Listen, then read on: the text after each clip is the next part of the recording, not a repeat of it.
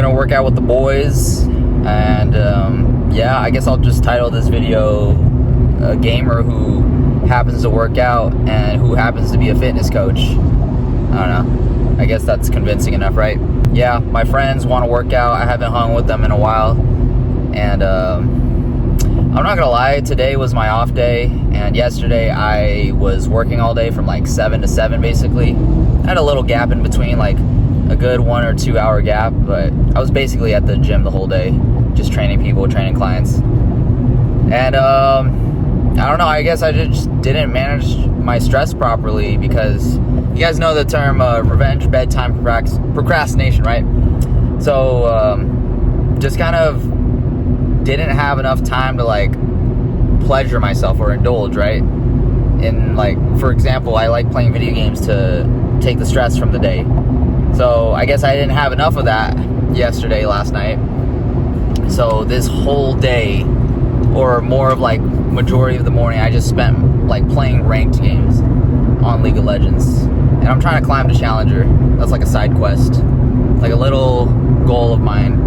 It's not like a goal, it's more of like, it's a hobby I'll play in the past, in my free time. But, I know, you could ask the question, like, what is this productive towards? Like, honestly, I don't think, like, you need to think about it in terms of that way. You don't need to have anything productive. Like, you want to, obviously, okay. I'm worrying this so bad. League of Legends, or anything, why do we have hobbies, right? And if you've been keeping up with my story, you know that I used to be addicted to video games, playing 10 hours a day, because I didn't have anything going on in my day, until I decided to make a physical transformation, which that discipline and consistency and identity carried on to other areas of my life. And I'm embodying more of the person who I know I can become and who I want to become. Why am I still playing League of Legends, right?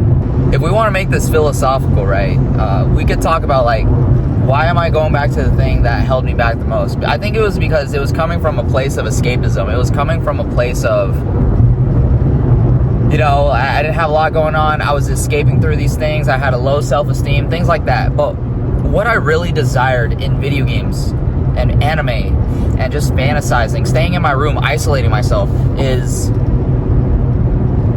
the feelings of good friendship, adventure, exploring the world, things. I had these ideal fantasies that weren't getting fulfilled in real life, so therefore I would run to these things.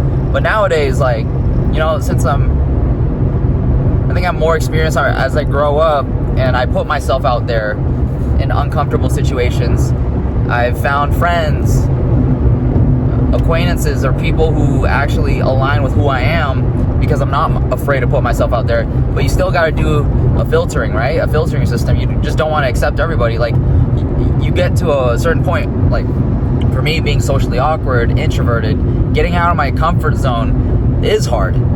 It's like you get so afraid of getting judged for who you are, or fear of embarrassment, fear of failure. And the thing is, like, I imagined so much suffering and pain in my head that it scared me. Like, it was not that bad when I actually embarrassed myself and I actually failed in real life. Anyways, like, I'm going on a big tangent, but yeah. But the thing is, like, it's not that deep anymore, guys. Like, it really isn't that deep. I used to be a very deep, introspective person. I still am. But it's like, I've learned to understand that, you know, sometimes it is not that deep. And I'll play video games right now just because I have some free time. I want to use it for my free time while building my online coaching, things like that, right? Or my community as well. Just trying to find like-minded people to, you know, support my content, YouTube videos, things like that. But, like, you know, like, just hanging out with the boys, but also, like, I'm working towards something too. But I don't want to come from a place of, like, it's do or die, because that fucks me up. That fucks my mindset up. So just to elaborate on my story, and you could argue and simplify it and say, like, 6 years ago, right, I was 20 years old. Well, that's a lie. I was 18, 19 years old back in 2020. And I'm 24 now. I'm about to turn 25. And you can say that I grew out of it because I became an adult and I had more responsibility. Yes. But it was more of the fact that I wasn't the person who was willing to take risk. My identity was based on this, like, you know, when you think of Asians in general, what do you think of, right? Or it just depends. There's like Bay Area Asians, there's hood Asians, but the Asian that I think of is like the nerdy stereotype, the passive, the goody two-shoe, the model minority, the one who doesn't really have a say for anything, does a good job of complying to the like being really good at academics, following rules, not really having any personality or flavor, you know, not an interesting perspective on life, or doesn't really stand for anything because he's too scared to stand out and be himself. And that's who I was, right? And it was such a powerful identity shift because I started getting out of my comfort zone in order to slowly embody the identity that I wanted. Like, what did this person look like? What did this future guy, like, what did I idolize? I idolized anime role models, like cool people, popular people at high school. But like, let me take some of those traits that I really resonated with and I wanted to feel like, and then it ended up with me working towards my ideal physique. I'm 5'7", so I'm working towards dunking. I want to be a leader. I want to be someone who's charismatic, empathetic. Like, I already have the empathetic traits. Like, I deeply care about people. I don't want to people please as much, but I can't help because that's my nature, to care for people. But the thing is, like, you know, hold some boundaries for myself. And then that's where I finally, and then destroy these toxic masculine stereotypes. Like, you got to be a certain way, you can't show feelings, you can't be expressive, you just got to put your head down and do the work. Like a tug of war, spiritual warfare, right? Woo, my arm's getting tired. But it's like a spiritual warfare. I'm not trying to be, like, I fell into the red pill mindset culture of, like, men. A little bit of, like, you know, like, being misogynistic towards women. That's not what I was. How do I word this? It's like kind of having this toxic mindset of, like, maybe David Goggins, but like you're a loser if you don't do anything about your situation. Like, yeah, nobody's gonna save you, but you know, you just gotta slowly, as long as you slowly keep crawling and walking towards the ideal version of yourself, you're gonna make it.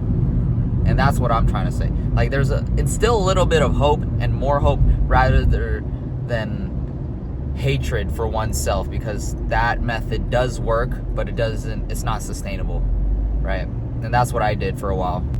Basically, what I'm trying to say is you shouldn't hate yourself into change, even though that is a very lethal way to go about things. But it won't amount to any fulfillment in you, because you're always gonna find something that's wrong with you.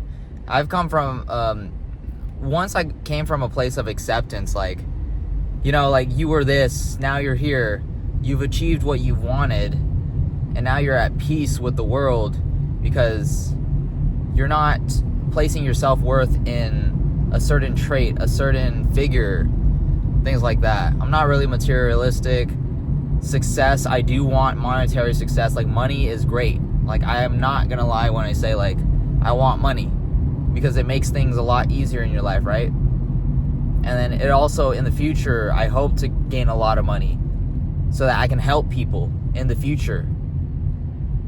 Be like a philanthropist. But anyways, guys, like, I get super philosophical. Like, I enjoy these super deep talks. I don't really get to talk a lot about this with other people. And then sadly too, like, my girlfriend doesn't really enjoy or doesn't really talk about philosophical stuff like this too.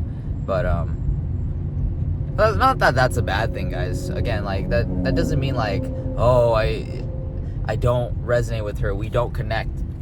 It's just like people have different interests. It's just like she understands my story, where I came from, I understand her story. Like, I don't want to say she's more simple, but there's different priorities in each other's lives. Like, she didn't grow up, like, I remember, like, trying to trauma bond with people and, like, say, like, oh, I'll only understand, like, if this person's been through my shoes too. It's just like, it's not that deep. It's really not that deep. And yes, I do wonder, like, okay, maybe, like, you know, destiny or star-crossed lovers or whatever, like, fate. But it's like, why are you going to do all that waiting? Just let life unfold by itself and just keep doing your thing, you know? And, yeah, you hope, but you got to also take action in this life.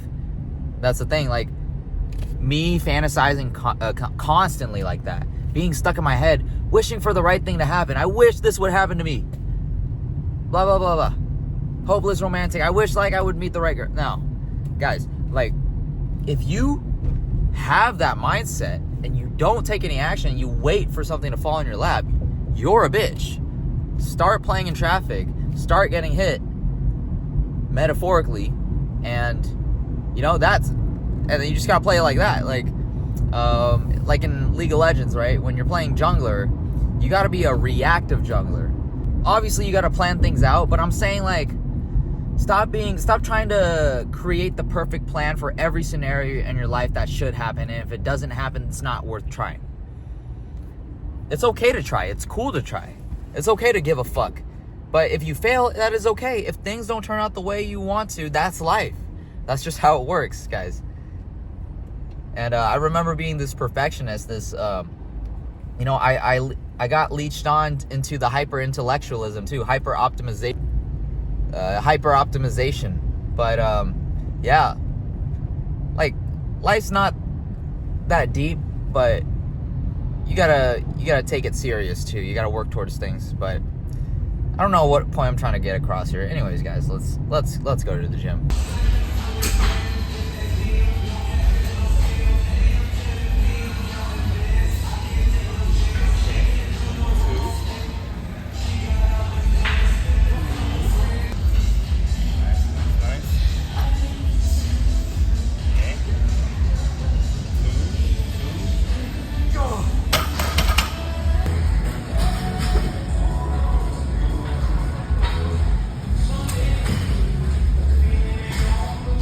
I just finished training. I hung out at their house. We kind of just talked about catching up, but talked about whatever we talked about. Got a little deep. I tend to get a little deep. I don't know if it makes them uncomfortable, but it's just like, I'm an existential person, so I like to delve into very deep, introspective things. We talked about our goals, what we want to do in the future, things like that. But yeah, guys, honestly, I don't really have a lot of thoughts. I think this is what I've longed for. Like, you know how you wish for something and you're so busy wishing for it, or like you get stuck in it, and eventually, or if you're persistent enough and you get out of your comfort zone and you actively look for the things that you want and you work for it, you'll get to a point where you find it. Like, for me, it's like, you know, I want to make lifelong friends, like-minded friends, have a successful career, build the things that I want, work towards those things, get an ideal physique, travel the world, become financially free, things like that, right? And it's all about staying on the road and ignoring the noise and trying to find the signals and just keep going to the signals, put your head down in that sense, but also learning how to balance. I'm trying to find a balance between living life, having a social life, and playing video games. In this case, I'm trying to climb the Challenger as a side quest. But I know, like, you could argue, like, what's the point of doing that? You could be doing so much more productive things. But I think I would argue that if it helps me, like, keep my sanity and you know, not make me feel stressed, because, like, you know, when I'm binging, it's a signal that I didn't get my fix. Like, I didn't have a little bit of time to decompress, and that's through, like, League of Legends, because it's like an outlet and energy for me to like, you know, I've been doing it for so long. It's like an itch. But yeah, it's like a balance, you know. Some days are bad, some days are good, but most days are like, you know, you keep it within control, in the sense of, like, trying not to binge, kind of like how you binge on food. It's the same way as me. Like, I got to manage my binges with video games. Like, it's always going to be in the back of your head, but for me, I got to learn how to control that, you know. It does help that you have a lot more responsibility with work, paying bills, things like that. You can't be a slot maxer. You can't be a loser, you know.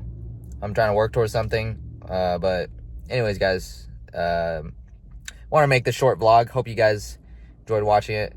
I didn't really give any like really insightful or interesting things, so maybe this will be just like a personal vlog, but I appreciate you if you watched it through, and thanks for watching my content, and I hope to give more valuable educational stuff. But yeah, guys, I'll see you guys later.